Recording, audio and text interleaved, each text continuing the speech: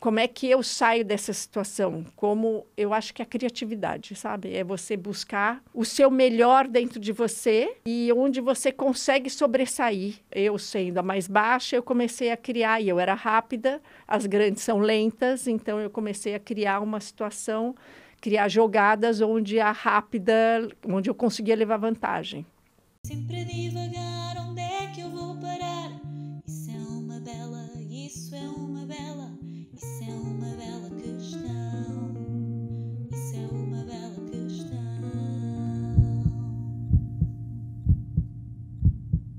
Olá, olá, bem-vindos a mais um episódio do podcast Bela Questão. O meu nome é Amália Carvalho. O podcast Bela Questão fala sobre inteligência emocional e desenvolvimento pessoal, traz-te sempre uma bela questão e a de hoje é como lidar com o stress em situações de alta pressão. Para isso eu trouxe uma convidada muito especial que vem do mundo da alta performance e, como tal, no seu dia-a-dia, o que mais teve que lidar foi com stress e alta performance. Como conseguirmos atingir excelência mesmo com todas as nossas emoções ao rubro. Estou a falar da Ida Álvares. Ela é uma ex-campeã olímpica pela modalidade de voleibol, jogou pela seleção brasileira de voleibol, esteve em 3 Jogos Olímpicos e, se forem ver a página da Wikipédia que refere todas as suas conquistas no mundo desportivo, vão ficar absurdamente fascinados. Foram várias as medalhas. Uma delas foi a medalha de prata no Campeonato Mundial de 1994 e trouxe também a medalha de bronze nos Jogos Olímpicos de 1996, que aconteceram em Atlanta. É uma pessoa extraordinariamente inspiradora e o objetivo nesta conversa é nós aprendermos um pouco de como é que é esta vida na alta performance e como é que nós podemos ter aqui algumas ferramentas para nos ajudar a lidar com o stress. Muito bem-vinda, Ida. Obrigada, Amália. É um prazer poder aqui fazer estas belas questões e aprender aqui um pouco sobre ferramentas, stress, mas também sobre excelência e conseguirmos atingir os nossos objetivos e conseguirmos resultados que nos surpreendem a nós e que nos fazem felizes. Uhum. Eu gostava de começar aqui por lançar mesmo a bela questão do episódio e começarmos já aqui na nossa temática. Se tivesse agora que responder, aqui já numa situação em que já é professora, agora até está numa modalidade que tem trazido para Portugal, que é o beach ténis, e que consegue ter aqui uma retrospectiva muito interessante. Portanto, imaginando que temos aqui toda a nossa plateia dos ouvintes da Bela Questão atrás de mim, e se tivesse que responder a esta questão de como lidar com o stress em situações de alta pressão, o que é que nos diria? Eu acho que a alta pressão, ela está na vida inteira, né? A gente passa em vários momentos na vida essa questão. Sempre tem alguma coisa, né, que põe a gente aflita. É uma pressão. Eu acho que quando você está bem preparado, eu acho que você se preparar, ou estudo, ou com relação ao esporte, ou com relação a trabalho, eu acho que o conhecimento, a leitura, buscar ferramentas que possam, como essa, por exemplo, né, que a gente está conversando aqui. Então, são coisas que a gente tem que ter dentro da gente, né? Mas isso é uma coisa também que a gente conquista, a gente só vai melhorando a partir do momento que passa por essas situações. Eu tive alta pressão desde pequena, né? Bom, primeiro porque eu nasci em uma família já de 8, sendo a caçula, então, óbvio que caçula é o mais novo? É o mais novo. Então, é uma sobrevivência, teoricamente, porque você, o mais velho, quer sempre tirar vantagem do menor. Então, eu tive que aprender isso já em casa. E depois eu fui para o vôlei com 10 anos de idade e sempre disputando vaga. Então, eu fui acostumada a isso, a ter pressão e a gostar da pressão. Alta competição, né? Alta competição e gostar disso. Na verdade, eu uso a pressão como um trampolim para mim. Eu não vejo a pressão como alguma coisa negativa. Eu vejo a pressão como uma coisa... Bom, apareceu isso para mim, eu tenho que resolver. Como eu vou resolver? Eu acho que quando a gente se apavora com a pressão, é pior. Então, ok, vamos respirar, a pressão é essa. Qual é o caminho? Como é que eu vou resolver isso? Né? Respira e segue. Às vezes, a gente não tem solução. Finge que está tudo bem, que dá tudo certo. Pois eu ia perguntar, e quando nós não temos uma solução? É um aprendizado. Né? O que a gente não pode é fazer dessa pressão uma carga de tirar o sono, de tirar... Tudo se resolve. Em tudo se resolve. Então, e se não for para resolver, não foi para resolver. Eu acho está que resolvido. Está resolvido. Exato. O que não tem solução, solucionado está. Como costumamos dizer, não é? Exato. Então, eu acho que a pressão, ela vem para nos ensinar alguma coisa, né? Vem para nos levar num patamar melhor, é mais um aprendizado, é como eu... E quando finge que está tudo certo, que dá certo. Entendeu? Acho que é fingir para você mesma, para tirar essa carga. Né? Então, eu costumo usar como trampolim, sabe? Gostei. Acho que já estamos aqui com uma parte muito prática. Eu esqueci-me de dizer algo muito importante no início deste episódio, é que nós temos companhia, é uma companhia especial e inédita de 4 patas, é o Jack. Algures durante este episódio ele vai aparecer. Queres aparecer? Queres aparecer? Vem aqui, para responder aqui belas questões. Portanto, quem não estiver a ver o vídeo já sabe que vale a pena ver o vídeo no YouTube, porque podem ver aqui a companhia de 4 patas, o Jack, da nossa convidada, da Ida. Então, agora que falamos já aqui algumas ferramentas que nós temos, não é? Aqui mudança de perspectiva em relação à forma como olhamos para a pressão. E é verdade que é uma questão de perspectiva. Nós podemos não controlar propriamente a pressão e os fatores que nos estão a colocar a pressão, mas podemos controlar a forma como optamos por olhar para essa pressão. Eu estava que, no meio desta jornada incrível, deste currículo absurdamente inspirador entre campeonatos, Jogos Olímpicos, prémios, medalhas, que não se escolhesse um episódio particularmente marcado de alta pressão que viveu em equipa e a partir daí também que depois pudéssemos explorar as lições que isso trouxe para agora, as lições que mais tenham sido úteis na sua vida para aprender a lidar com o stress. Eu sei que deve ser difícil, eu tantas acho que situações. tem pressões diferentes, eu posso dizer. Tem uma pressão de disputar um campeonato, uma Olimpíada, né, com uma pressão nossa própria, de uma expectativa de uma medalha, onde você sai do seu país, o país inteiro está esperando que você ganhe, que aquela equipe ganhe uma medalha, como também a sua própria e da imprensa. Isso é uma pressão muito grande mesmo.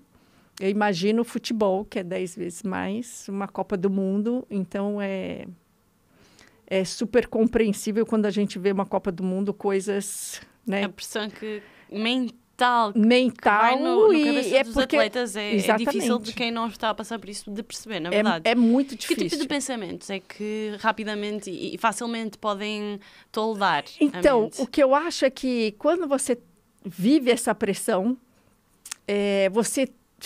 a cabeça fica pensando muito. Muito ruído. Muito ruído. Com você, eu tenho que dar conta, eu tenho que jogar bem... a gente tem que dar resultado e eu tive um grande aprendizado com isso. É a ansiedade, né? Como a gente segura essa ansiedade e viver momento por momento. Então, se eu vou para um jogo, ponto por ponto. Eu não tenho que pensar, e se sair para o jogo, e se a gente ganhar, nós vamos disputar a final, aí você já começa a sair do foco. Então, viver o dia a dia, minuto a minuto, não pensar muito, sabe? E eu acho que isso também na vida. Às vezes a gente fica projetando coisas, está sob pressão, não, e se acontecer, e se der errado, olha, ninguém sabe o que vai ser no futuro. Então, vive o dia a dia, faz o seu momento melhor ali. Essa é uma pressão de jogo e eu acho que às vezes é uma pressão de trabalho, né? Às vezes você tem que fazer uma apresentação de um projeto e você vai ficar lá tendo dor de cabeça. Bom, você se preparou? Então vive aquele momento e deixa o que tiver que acontecer vai dar certo, né? Até em palestra também, né? Que também causa a pressão. Que falar também em causa. público. As pessoas têm uma expectativa sobre aquilo que você vai falar. E se também você tem que... Bom, vou fazer o meu melhor. Na verdade é isso, né? Você tentar fazer o seu melhor sem estar... Eu preciso isso, eu preciso aquilo, e sofrendo, né? Vive, eu acho que o dia a dia. Então, e agora, indo a uma memória assim especial que tenha, em que viveu essa tal alta pressão e aprendizagens que eventualmente retirou. Uma foi na Olimpíada de 96, tiveram duas, Olimpíada de Barcelona e Olimpíada de 96. Foram 2 aprendizados. 92 foi a primeira vez que uma seleção feminina passa para uma semifinal e a gente não tinha esse aprendizado. Então, nós ficamos pensando, e se a gente ganhar? E se para a final da Olimpíada? E se isso? E se aquilo? Passamos uma noite sem dormir, ninguém descansou. Foi uma pressão. E em 96 já foi diferente. A gente já tinha passado por aquilo e o que aconteceu, a gente levou de uma maneira muito mais suave, né? Levamos, ou seja, um ciclo inteiro olímpico, 4 anos, para aprender e conseguir realmente chegar, né, onde a gente queria. Não ganhamos ouro, mas foi ótimo. Quem quiser assistir... Quem quiser pode assistir um documentário que chama Pátria, Brasil e Cuba, que conta um pouco essa história da seleção feminina, está no YouTube. Outra pressão que eu acho o tempo inteiro, mas aí é só comigo, é porque numa seleção ou num trabalho, ou a gente tem a pressão da gente ter que provar o tempo inteiro que você é bom, que o seu trabalho está bom, e é uma seleção que vão 18 e só vão, quer dizer, são convocadas 18 meninas e só vão 12. Então, tem uma pressão de um grupo, né? Onde você é selecionada, mas você tem que ficar... Eu quero ficar nesse grupo e eu quero ser titular, eu quero jogar. E tem uma disputa, como tem num trabalho, por exemplo. Então, tem uma disputa de vaga, uma disputa de competência. E às vezes, a gente é limitado em algumas coisas. Então, eu estava, por exemplo, numa seleção onde as meninas já tinham 1,90 m e eu tinha 1,78 m. E aí, como é que eu saio dessa situação? Eu acho que a criatividade, sabe? É você buscar o seu melhor dentro de você e onde você consegue sobressair de alguma maneira. Então, eu sendo a mais baixa, eu comecei a criar, e eu era rápida, as grandes são lentas, então eu comecei a criar uma situação, criar jogadas onde onde eu conseguia levar vantagem.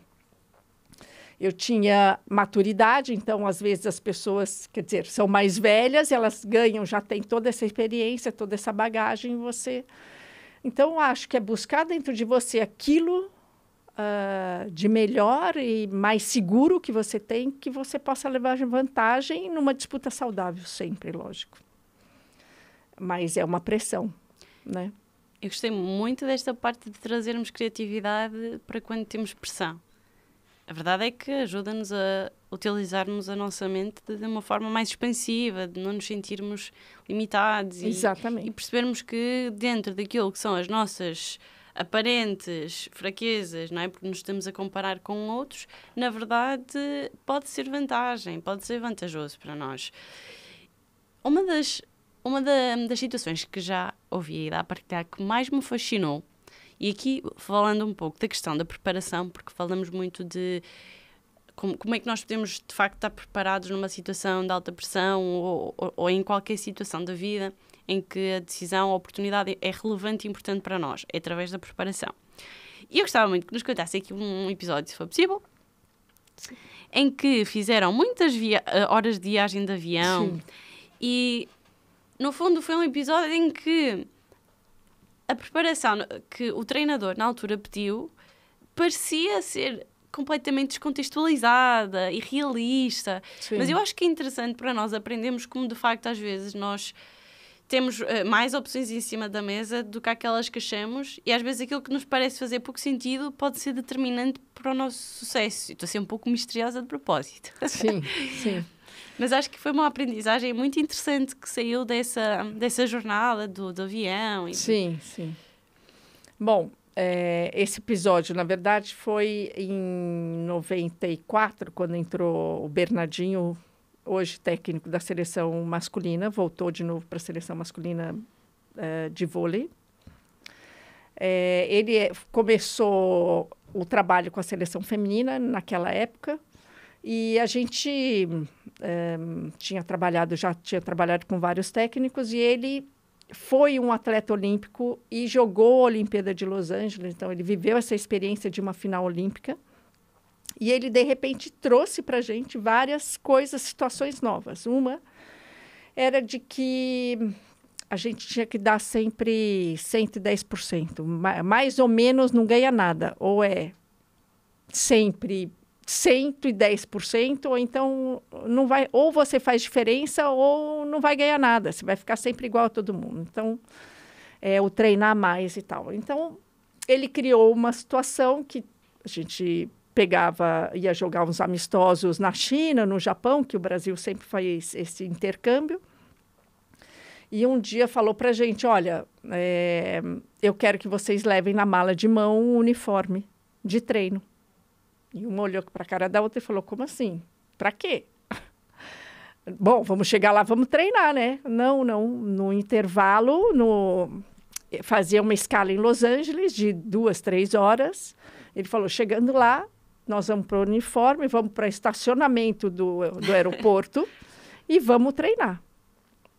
E uma olhou para a cara da outra e falou, não, imagina, isso é brincadeira, né? Isso não vai acontecer, imagina, ele está só tirando uma onda, como diz no Brasil, né? Tirando um sarro, assim.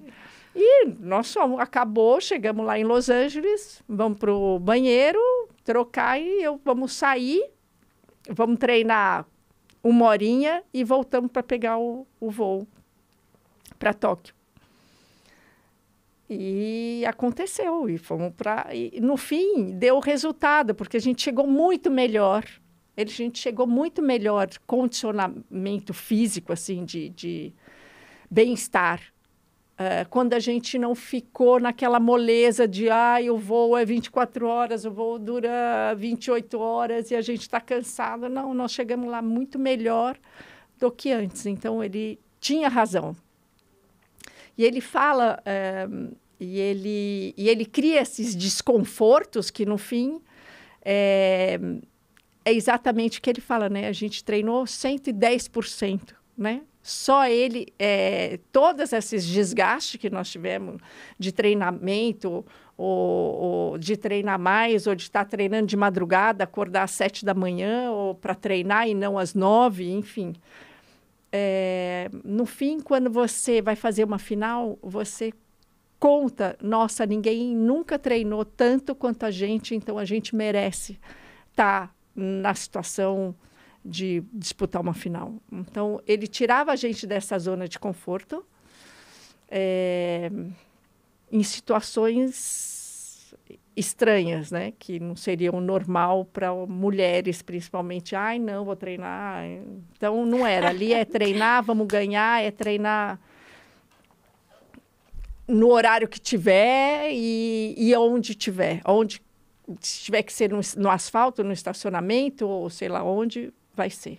Então, foi isso. E aí nós fomos para o Japão, de lá nós fomos para a China, nós chegamos na China, de manhã, chegamos na China, colocamos a roupa, fomos treinar de novo, tiramos 2 horinhas de sono, pegamos um trem, viajamos mais 11 horas para jogar um torneio na China. Surreal. E assim... E o torneio depois acabou por correr. E ganhamos o torneio. Então, ele tinha razão em tudo aquilo que ele falou, né? E você vai criando essa identidade com o técnico, com o time, né? O time está junto nessa situação. E passou a ser normal ele querer essas coisas e a gente achar que é legal também. A gente já até queria treinar. Eu acho fascinante. E uma das questões que eu mais ouço, eu leio muito sobre esta área, é a importância do bem-estar físico para o Sim. bem-estar mental. É algo que é indissociável. A mente, o corpo, o estarmos bem fisicamente influencia a mente e vice-versa. E achei que isso é interessante porque acho que numa situação de alta pressão isso é o fator que determina o resultado, ou pode pelo menos condicionar. Olha, eu acho isso importantíssimo, porque quando a gente está cansado e não tem, e fisicamente a gente está ruim, a gente não consegue raciocinar, a gente não consegue pensar, a gente tem atitudes erradas. Então, o físico e o mental tem que estar muito equilibrado para você poder tomar decisões, para você... Então, você tem que ter uma vida saudável, você tem que se alimentar bem, você tem que, né? Porque senão você tem que ter o equilíbrio, senão você não faz nenhum bem e nem o outro bem, né? Então, você não consegue ler um livro cansado. É verdade? Né? Então, se você não faz atividade física, está sempre...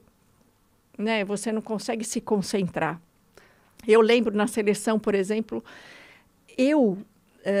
todas as vezes que eu fazia coisas a mais, por exemplo, como era jogadora rápida e gostava de correr, e eu percebi que quando eu estava bem fisicamente, eu ficava muito mais concentrada. E eu sempre fui muito desligada. Então, eu comecei a focar no meu condicionamento físico, porque me segurava mais a mente quando eu estava treinando nas coisas mais importantes. Então, eu acho que tem que estar muito equilibrado, sabe? E dá uma confiança. E dá confiança, exatamente.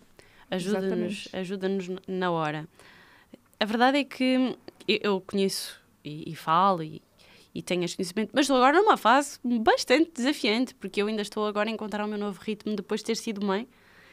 E eu tenho sentido na pele esse cansaço. Eu fazia rotina de exercício físico regular e agora essa rotina tem sido quebrada e ainda não a retomei de uma forma regular, que eu sei que é isso que depois acaba por ter os benefícios, porque se for algo muito espontâneo é difícil de encontrar benefício, ainda por cima só aparecem a médio e longo prazo, não são imediato, não adianta dar uma corrida um dia e esperar que isso fique para o mês. Mas o que eu acho fascinante, e eu sei que eu vou retomar, é agora uma questão de organização pessoal, às vezes o nosso cérebro precisa de confirmar o óbvio, precisa de evidências e precisa de provas de que um mais um é igual a 2. E quando nós olhamos para a Ida, nós vemos uma pessoa com um aspecto saudável, que é uma referência. Já dei por mim a dizer isto. Bem, eu quero chegar lá à frente com este estado de saúde e esta vivacidade que tem. Uma das questões que eu acho que é difícil é, quando nós estamos em alta pressão e num mundo em que temos sucessos, como a Esquerda teve, e que são visíveis e que têm uma projeção mediática, é fácil embebedarmos-nos, não é? Por esse sucesso. Eu acho que é difícil nós não nos perdermos no meio de aquilo que é associarmos a nossa própria definição aos nossos sucessos. E eu pergunto, Ida, como é que tem feito mentalmente? Como é que faz para, no mundo de alta performance, que entretanto agora fez uma transição de carreira, como é que isso aconteceu? Como é que foi essa transição? Como é que vê esse equilíbrio? Como é que nós conseguimos encontrar sempre esse equilíbrio e não estarmos aqui muito dependentes dos sucessos e não nos definirmos por aquilo que são os nossos sucessos profissionais? Como é que se faz? Olha, eu acho importante esse equilíbrio físico e mental, né? Nem que seja um pouquinho, né? Um pouquinho por dia. Eu acho que é disciplina. A coisa se chama disciplina. A gente tem que ter disciplina e perceber aquilo que está desequilibrado, sabe? Então, por exemplo, hoje eu sou professora de beach tênis, eu dou aula de beach tênis, não vou à academia, mas ali eu faço esporte. Eu sei que eu preciso estar mais calma, então eu tento meditar todo dia, um pouquinho antes de dormir. Eu sento ali na cama e eu não consigo fazer de manhã porque eu eu tenho que sair rápido e eu gosto de dormir mais um pouquinho. Eu também. Então, eu procuro ter coisas pequenas que me trazem... Eu acho que a disciplina é uma coisa muito importante. A gente não consegue nada sem disciplina. Né? É rotina. Eu, por exemplo, sou aquariana, eu não gosto de rotina, mas essas rotinas que me trazem bem-estar, que me trazem segurança na hora que eu quero fazer as coisas, são importantes. Então, tem algumas pequenas coisas que fazem diferença, né? E eu acho que é isso. Tentar manter o equilíbrio em tudo. Nem que seja, por exemplo, você, tá bom, não está fazendo atividade física, mas se você acordar ou final da noite, fazer um pouco de exercício em casa, nem que seja com o bebê, sabe? Fazer um abdominal, ou fazer um alongamento, ou fazer, sei lá, um yoga, ou fazer um trabalho de respiração. Qualquer coisa já te leva, você já vai começar a sentir o bem-estar, e aí isso te motiva, né? São coisas que motivam. Ou aula de dança, por exemplo. Absolutamente. Né? Verdade, quem não gosta de atividade física vai dançar. Quem não gosta de fazer atividade com bola vai nadar. O que eu acho que a gente tem que procurar alguma coisa que realmente a gente goste para poder levar à frente. Eu agora tenho que encontrar a minha nova rotina, mas no meu pós-parto eu fiz exercício regular e eu consegui, isto depende das pessoas, mas eu tive a sorte, de facto, aquilo ajudou-me a ter um pós-parto bastante são, em termos mentais, e a recuperar a forma muito mais rapidamente do que aquilo que eu estava à espera. Agora, isto porque eu falo muito sobre estes assuntos e depois eu sinto aquele peso de responsabilidade de fazer o que se diz, e então acho que é importante esta honestidade de agora estou a fazer, agora não estou. E eu tenho tido, de facto, um percurso de disciplina que agora estou eu própria a encontrar aqui o meu novo ritmo, porque com o regresso ao trabalho, tudo isso acaba por ser um desafio que já tenho ideias em cima da mesa para fazer. Por exemplo, eu vejo muito aquele pilates de parede. Você já viu?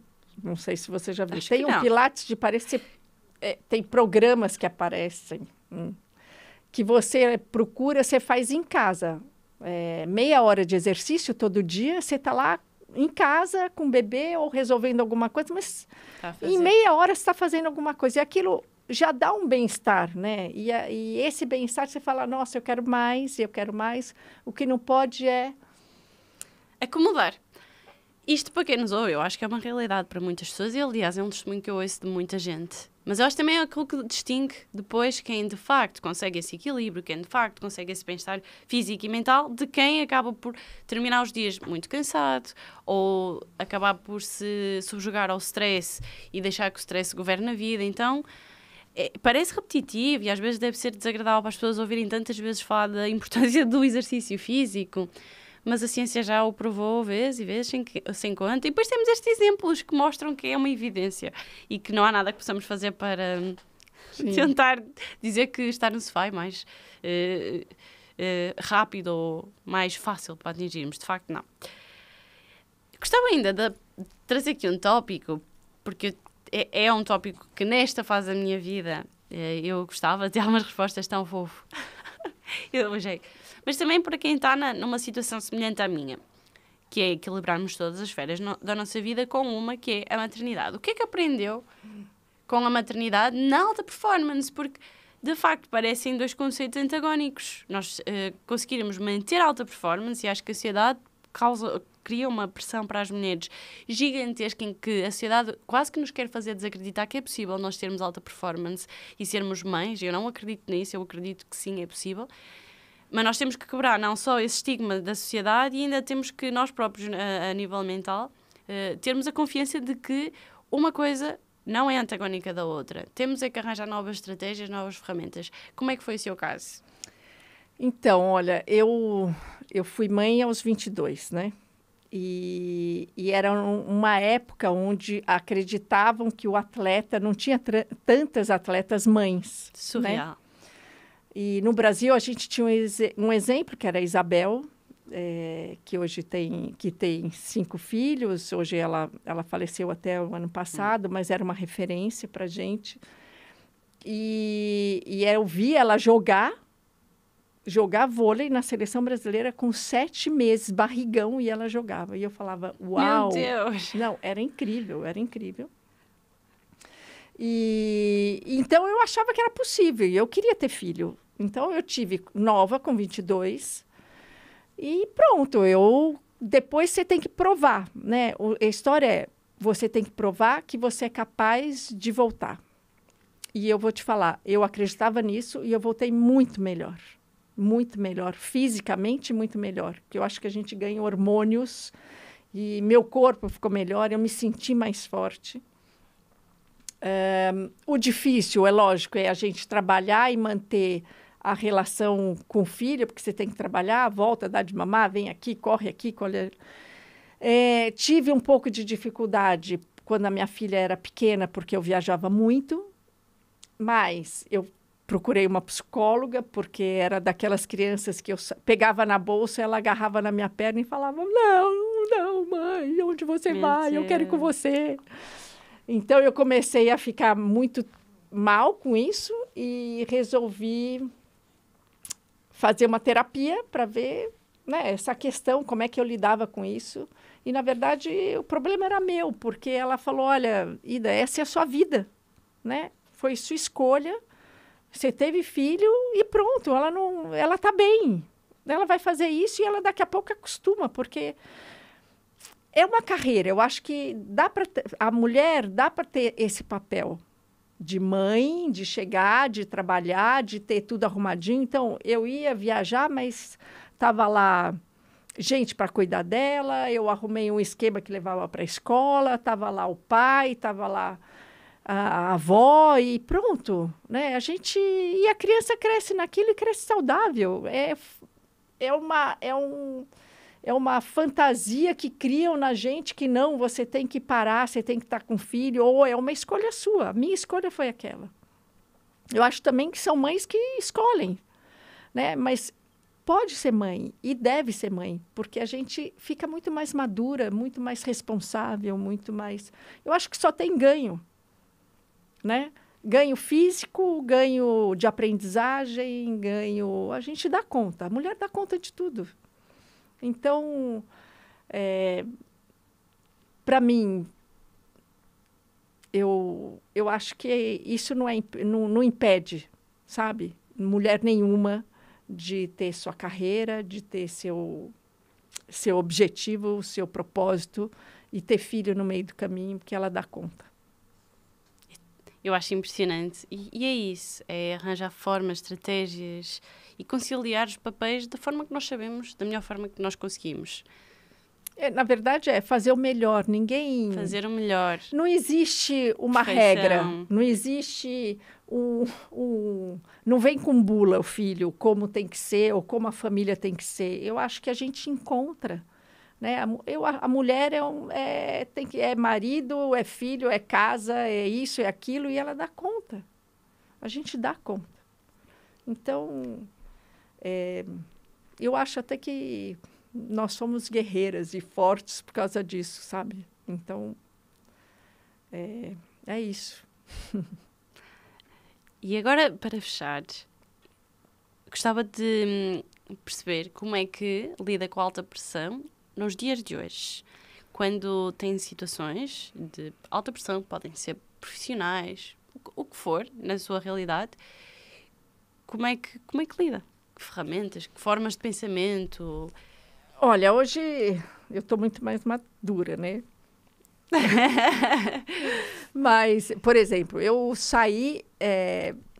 Isso é uma coisa minha também, né? Não acho que eu também não estou aqui nem para ter... Não é bula, né? Eu acho que cada um tem sua experiência, cada uma tem a sua maneira de viver e de... Eu passo um pouco da minha experiência, do que eu vivo hoje, do que... eu saí do Brasil com a minha filha em 2019, vim para cá, resumi minha casa em 2 malas.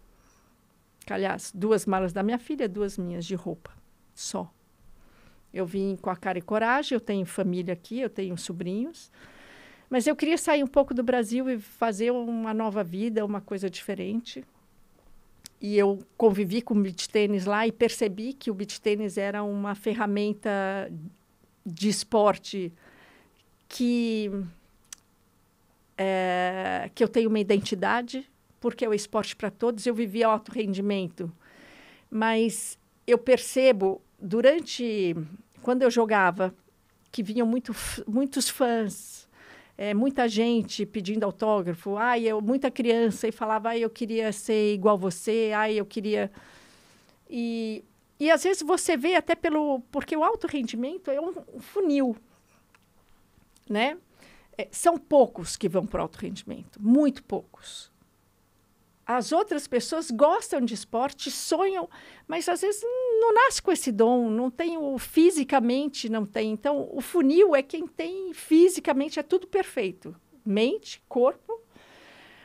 E eu via pessoas falavam, nossa, eu queria ser igual você, eu vou jogar, você acha que eu vou ser uma boa jogadora? E como é que você lidar? Uma pessoa baixinha, 1,5 m, meio fora do peso, uma criança mais gordinha, que você fala, como é que ela vai ser jogadora de vôlei de alta performance? Não vai. E como é que você fala para essa criança, olha, desculpa, você não vai jogar vôlei porque não adianta, você não vai chegar numa seleção brasileira? Você não fala isso.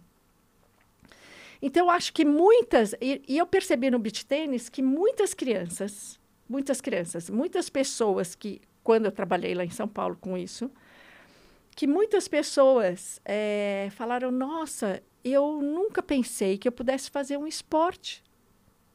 Porque eu era daquelas crianças na escola que era jogada para trás, que eu era a última a ser escolhida quando ia jogar vôlei, ou quando ia jogar handball, ou jogar queimada, ou ia fazer uma brincadeira, eu era a última, ninguém me escolhia. E isso cria um trauma para o resto da vida. É verdade.